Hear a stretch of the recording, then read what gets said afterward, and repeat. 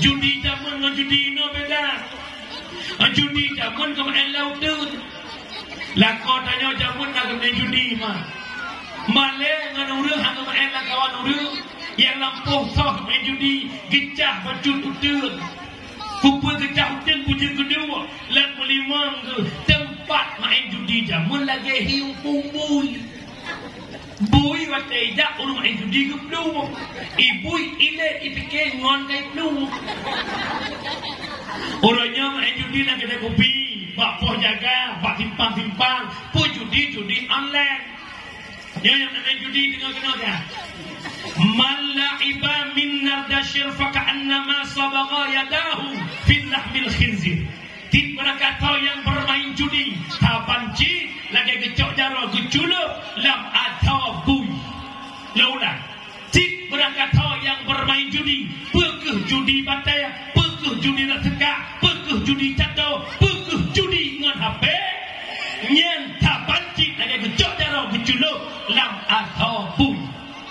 Ibu Nawawi bagi tafsirkan hadis tersebut, gepetanggung tutur nabinya. Urang main judi, gepegahi nabi, gepegahi Ibu Nawawi, tak banci lagi urang pajuh fibui. Rapi malam tarik boleh tipu limpah. Tikilo dia turbe sama bi.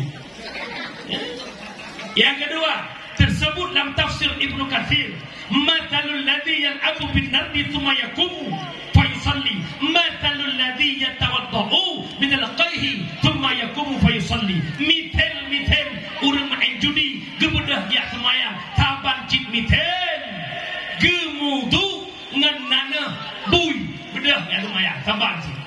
Hia mata agak ia kulah tapi yang nana dan darah bui bedah ya lumayan. Kejut hosyara lu. Yang pertama judi chipnya chip kaharim. Yang kedua urunyo karena sadar tanyo yang main judi sedang membantu kafir. Chip putati Singapura Cina po. Taboh B 70 ribu. Kode koin yang ibu tanya persen ibu ke Cina. Katanya bahawa Islam nak benci kafir, benci, nak benci komunis, benci, nak benci Yahudi,